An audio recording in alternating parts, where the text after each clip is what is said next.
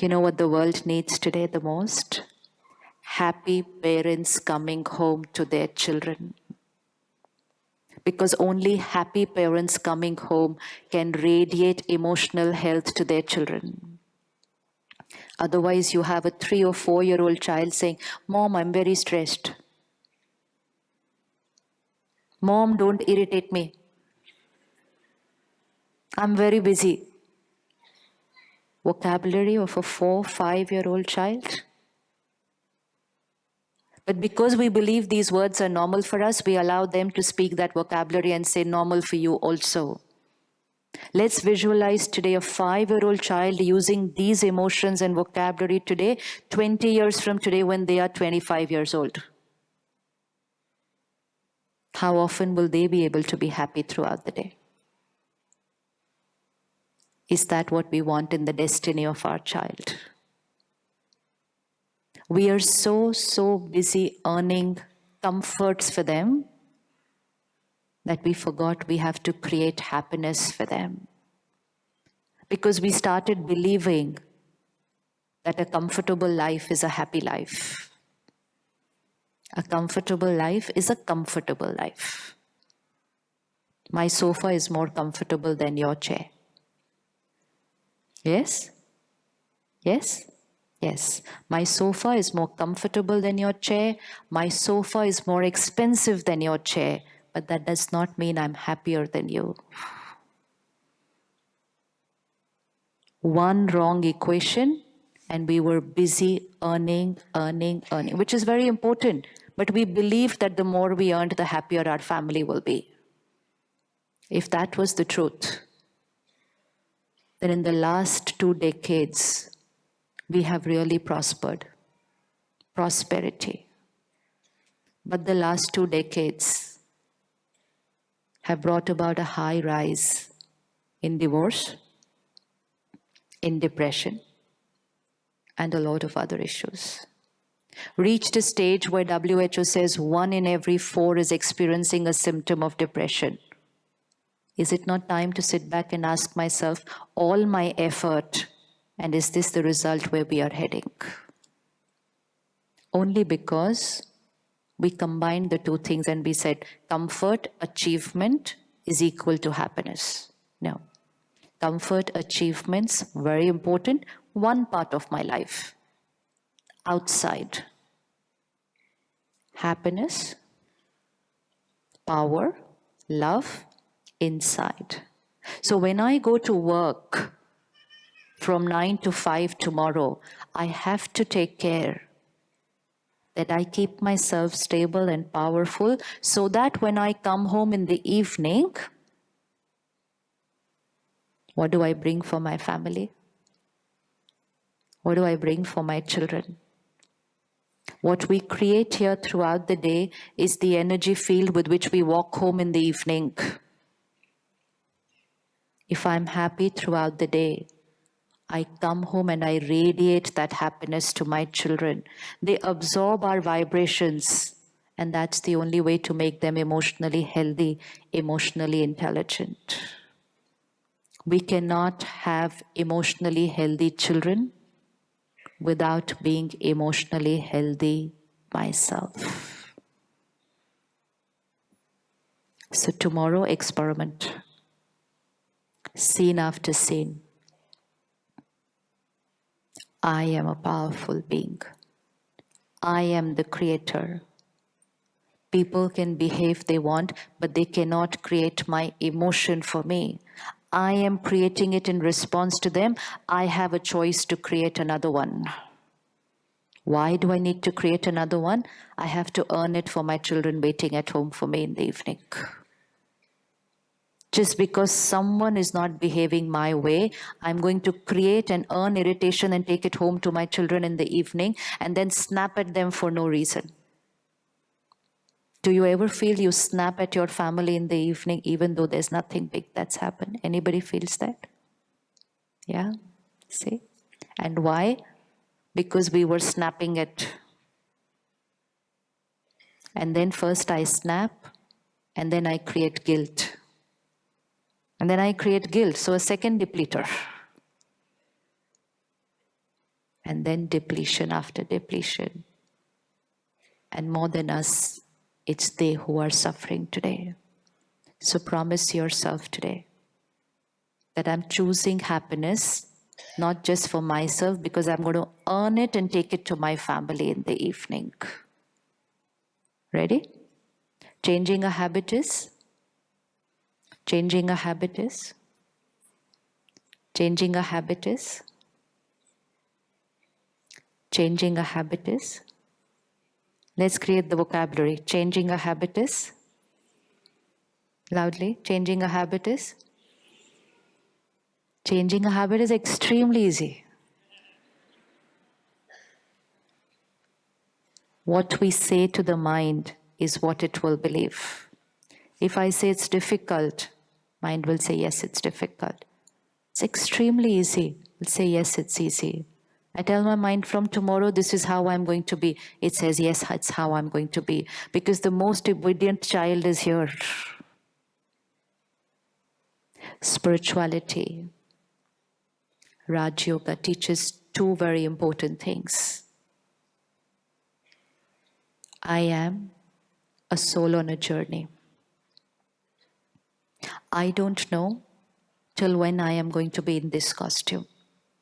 I'm here today, next costume tomorrow, and the next. And I was here before, I was in another costume. Journey of changing costumes, changing families. There's only one thing which will be with me always on this journey. And what is that going to be? My habits, my sanskars, my nature, and second, my karma. My karma. How many of you have more than one child? Please raise your hand. And how many of you have children who are identical, personality-wise? And how many of you have children who are very different from each other? Brother Victor, you have children who are very different from each other? So don't we need to pause and ask ourselves, same parents, same upbringing, same country, same city, maybe even same school. Everything that we're giving to our child is the same. Why is it that my two children are so different? One, they're different from each other. Two, they're different from us. Is it sometimes children are very different from parents? Yes? So who made them the way they are today? From where are they getting all those sanskars? And that's where the answer is. They are our children only now in this costume. Just before this, they were in another costume, another set of parents, another family, another country, another culture, another set of habits, sanskars. The day the child was born,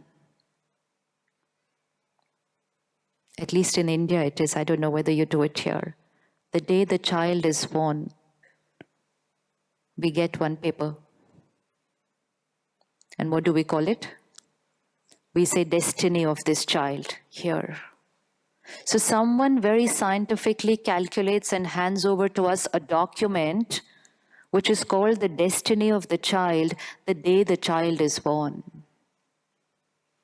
And many of us use that reference document throughout our life.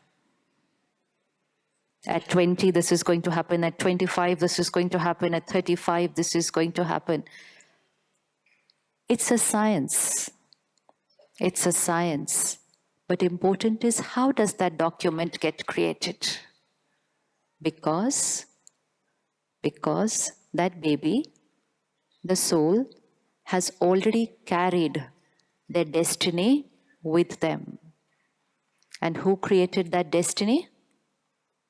Their sanskars, their nature, and the karmas that they have done in the previous lifetime. We all know it. There's no one here who doesn't know this, that there are only these two things which will always be there on our journey. And yet, during the day, our focus always seems to be on things outside. And that's what meditation teaches us, that while doing everything that you are doing outside, take care of those two things which are eternal. Two things which are eternal: my nature, my sanskars, and my karma. Everything is predestined, is what we hear. But predestined by who? Don't we say everything is predestined? But predestined by who? Because when life offers a scene to me which I am not happy with, the first question that my mind asks is, why did this happen to me? Does the mind say that? Why does this happen to me? I've never done anything wrong to anyone. Why did this happen to me? I was always nice to them.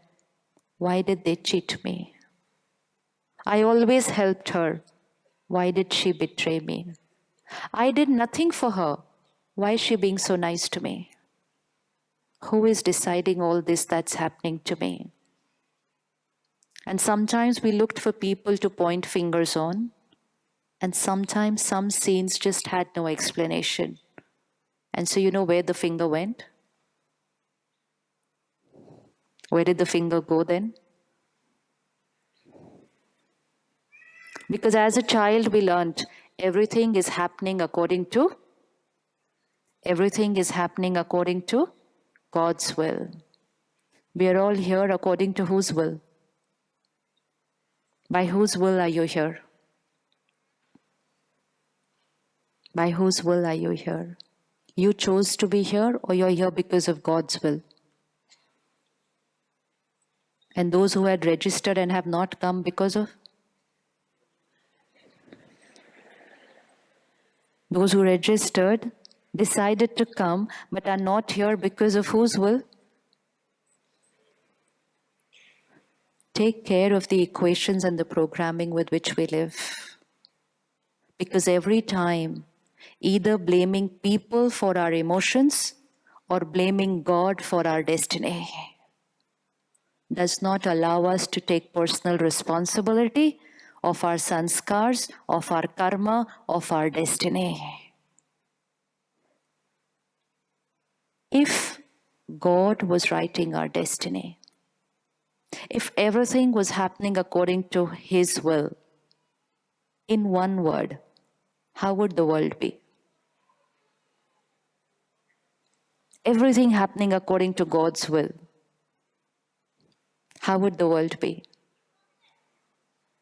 There was a child who answered that.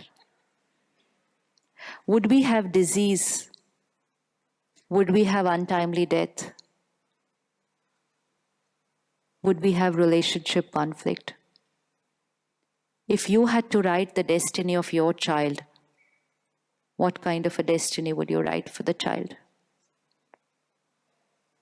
Perfect? Perfect? Perfect? Unwell once a while? Unwell once in a while? No? Not at all. Little fever, viral, little? No. Not even fever. And today we have little children having cancer in hospitals. Decided by?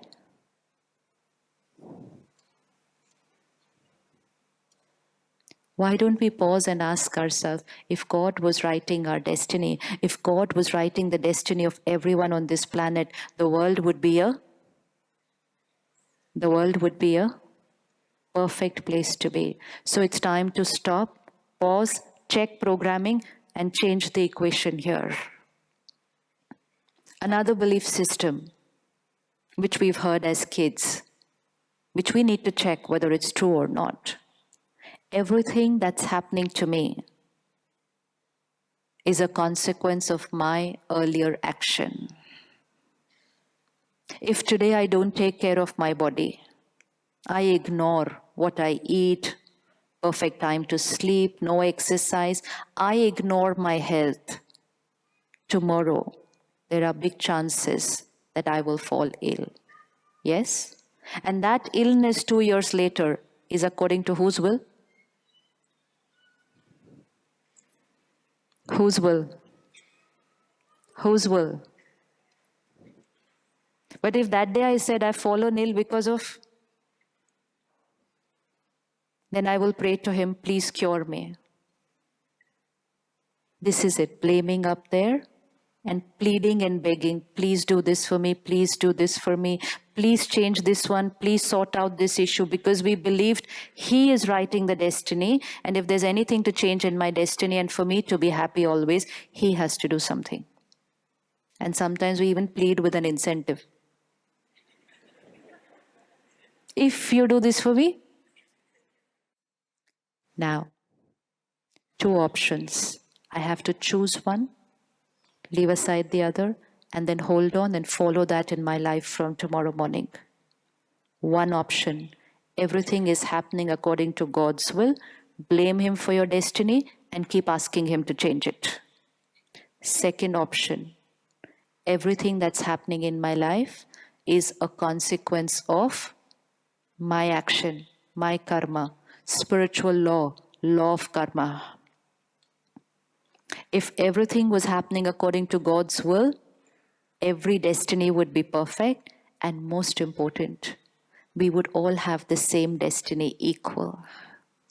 It cannot happen someone is perfect healthy, the other one is ill. Someone is always happy, someone is always in pain. Someone is very rich, another has nothing to eat. Can't happen. Parent will always be fair to children. Law of karma. My karmas are not always perfect.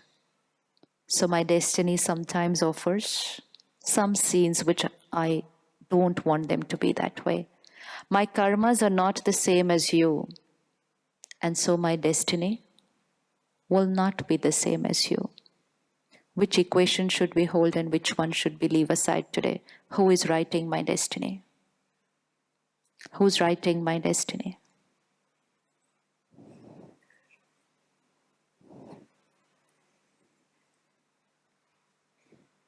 So next time the mind says, why is this happening to me? Where's the finger to go?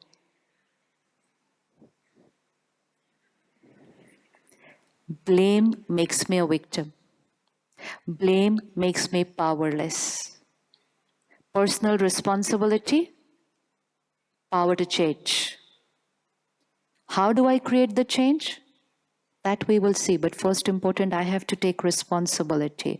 So next time the mind says, why did this happen to me? Where's the finger to go? Second, who will change this? Where's the finger to go? Simple. Life becomes very simple. Every thought, please take this carefully. Every thought we create, every word we speak, every action we perform, thought, word, action is energy we create and radiate out. This is karma. Karma. Every thought we create, every word we speak, every behavior, energy that I create, radiate out. Karma. Every scene that comes to me, every behavior that comes to me, everything that comes from outside towards me is everything that I create, send out into the world, karma. Everything that comes from outside to me is my.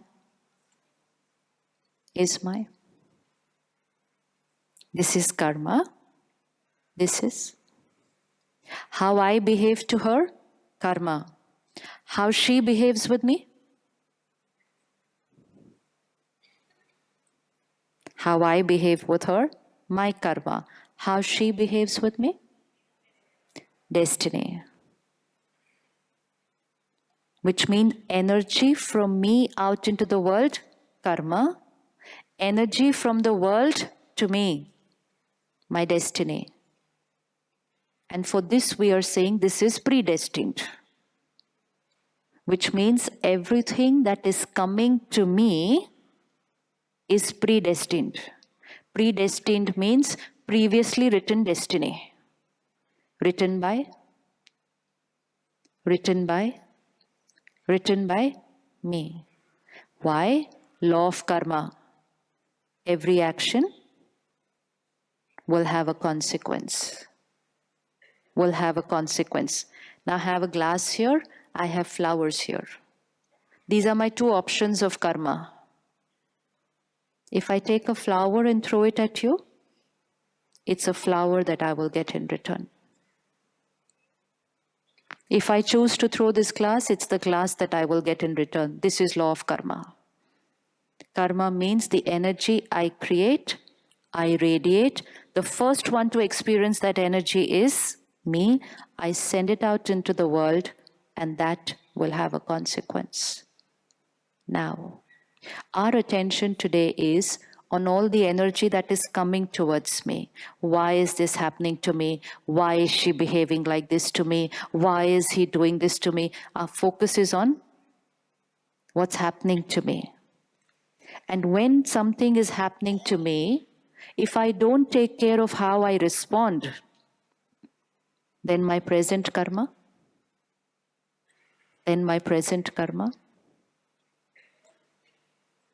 If sister stands here and in front of thousands of people, she says something to me which I don't like.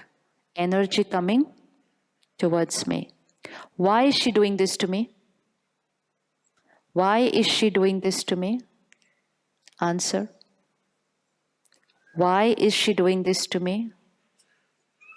Which means, why is this energy coming towards me? Nothing can come like this unless it has gone this way.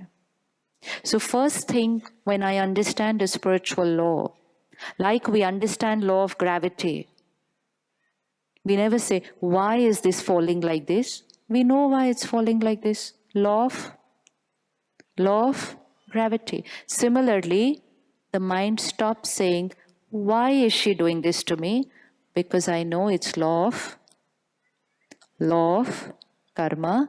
Any energy which is coming to me this way is a return of an energy which had gone this way.